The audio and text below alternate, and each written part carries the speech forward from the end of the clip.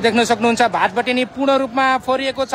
भाटबटेनीबाट यसरी सामानहरू निकालेर यहाँ ठ्याक्कै तपाईँको बङ्गलादेशको स्टाइल जसरी शेख हसिनाको दरबारमा छिरेका थिए त्यस्तै चाहिँ विभिन्न ठाउँका विभिन्न कुराहरूमा आक्रमण गरिरहेका छन्। आन्दोलन यो राजावादी आन्दोलनकारीहरू भन्दा फरक नपर्ला। उहाँहरू चाहिँ कोटेश्वरमा अश्रु ग्यास खाइसके पछाडि उहाँहरू आएर विभिन्न स्थानका विभिन्न कुराहरूमा एकदम आक्रामक रूपमा प्रस्तुत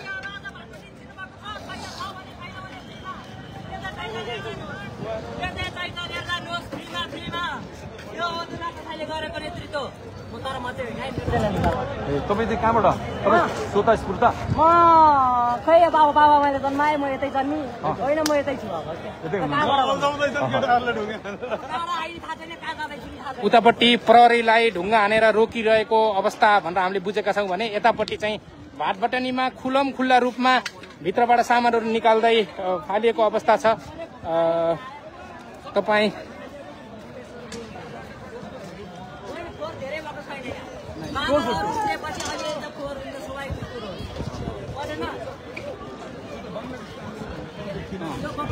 बङ्गलादेश त के थियो र बङ्गलादेशमा खाने पाएको छैन, हाम्रो नेपालमा जति खाने खाओ होला। तपाईँहरू खानु पाएको छैन, हामीले खायौँ। के खानु हो तपाईँहरूले? खप्पु ल्याएर भइदियो केटा हो।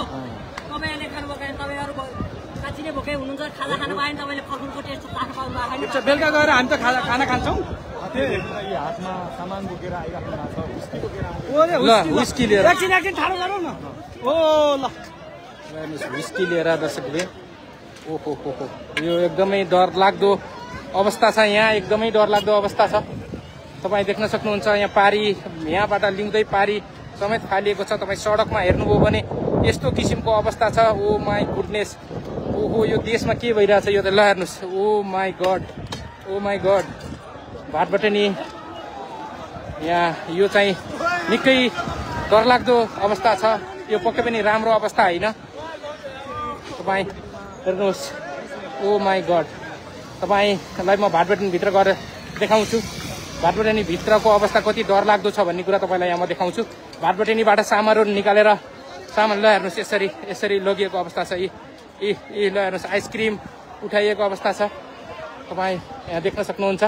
ल हेर्नुहोस् यहाँ यसरी यहाँ धेरै मान्छेहरूले लगेको छ अवस्था छ।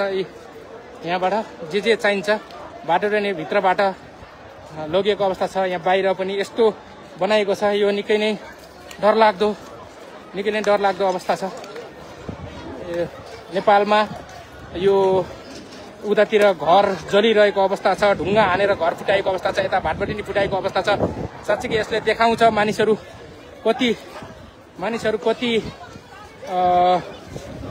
कति चाहिँ राजनीतिक कुराहरूप्रति विक्षिप्त छन् भन्ने कुरा यसले देखाएको छ। मानिसहरूमा मास डिप्रेसन जस्तो देखिएको छ। यहाँ यसरी हेर्दाखेरि गाडीहरू फुटाएको अवस्था छ। यो भाटबटेनी स्टोर कोटेश्वरबाट हामी तपाईँहरूलाई प्रत्यक्ष रूपमा देखाइरहेका छौँ। पुलिस आयो भनेर भागिरहेका छन्। पुलिस आइसके पछाडि यहाँ पुलिस आयो भनिरहेका छन्। यसरी भागभाग भएको छ। तपाईँ देख्न सक्नुहुन्छ। यहाँ देख्न सक्नुहुन्छ निकै नै डरलाग्दो अवस्था। यहाँ प्रहरी आयो भन्दै भागिरहेको अवस्था छ। यो कहाली लाग्दो अवस्था हामीले काठमाडौँबाट तपाईँहरूलाई देखाइरहेका छौँ।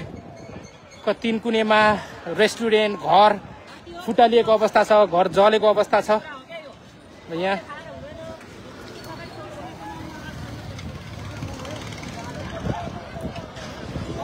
ओहो माई गड ल हाम्रै पुलिस हाम्रै प्रधानमन्त्री हाम्रै सबै हाम्रो देशका ओ माई गड ल दर्शकवृन्द यो निकै नै डरलाग्दो कुरा यहाँ देखेको छ। ल माई गड यो परिवर्तनको सुरुवात भनौँ या मानिसहरूमा भएको आवेग जुन राजनीतिक दल या जुन जसले हामीलाई नेतृत्व गरिरहेका छन् ती नेतृत्वप्रति मानिसहरूको वितृष्णा भनौँ यो निकै नै डरलाग्दो अवस्था छ। निकै नै डरलाग्दो अवस्था। तपाईँ यहाँ आएर हेर्नुभयो भने निकै नै डरलाग्दो अवस्था छ।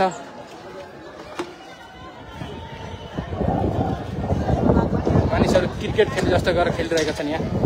ओ माई गड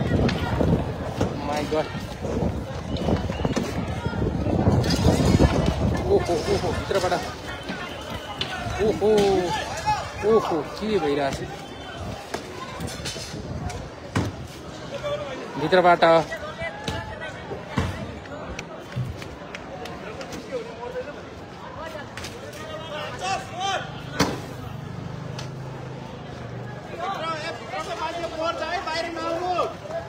तपाईँ देख्न सक्नुहुन्छ हामीले यहाँ देखाइरहेका छौँ भित्रबाट यो सेक्युरिटीलाई पनि नआउनु भनेको अवस्था छ। ओहो निकै नै पीडादायक अवस्था हामीले तपाईँलाई यहाँ देखाइरहेका छौँ। पीडादायक अवस्था छ दर्शकबिन। माई गुडनेस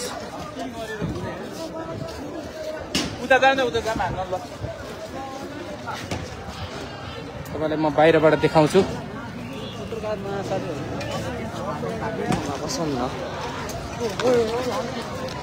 सरी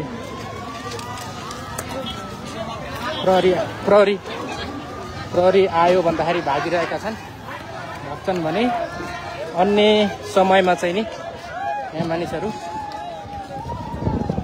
दौडिरहेका छन् चिप्लिएर। ओहो के भइरहेछ देशमा यो अचम्म, निकै नै अचम्मको दृश्य। अब यो बङ्गलादेशको स्थिति जस्तै त भनौँ। अब हेर्नु त यो सडकमा हेर्नु त यो आइसक्रिमका फ्रिजहरू यताउता त पुरा यहाँ त हरिबिसोकै अवस्था छ क्या। ल हेर्नुहोस् ओहो क्या तनाव लाग्ने यार यस्तो दृश्य देख्दा यार।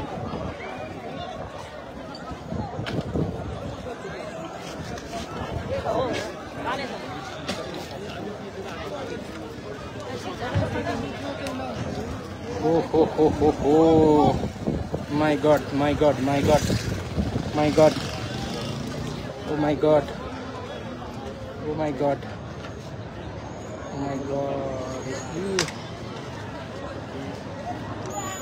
कसैले यदि युवाहरूको अथवा देशको अवस्थालाई चिन्न सकेन, जनताहरूले के चाहिरहेका छन् त्यो बुझ्न सकेन भने सायदै यो अवस्था आउने होला।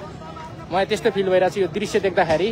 जसरी मानिसहरूले कमेन्टलाई जसरी अब नेताहरूको उसमा तपाईँहरूले कमेन्ट गर्नुहुन्छ नि, कमेन्टलाई जसरी नजरअन्दाज गरिएको छ, त्यसलाई बेवास्ता गरिएको छ, त्यसै गरी मानिसहरूको जसले एनालाइसिस गर्न सक्दैन, मानिसहरूमा भएको पीडा विक्षिप्तता, आफ्नो देशमा बसेर रोजगारी नपाउनुदेखि लिएर विभिन्न किसिमका कुराहरू जुन परिपूर्ति गरिरहेका छैनन्, देशमा बर्मलुट चलिरहेको छ, त्यसको खास यो हुन्छ नि यो प्रतिबिम्ब जस्तो अथवा त्यो खालको कुरा हो जस्तो यसरी देख्न सकिन्छ।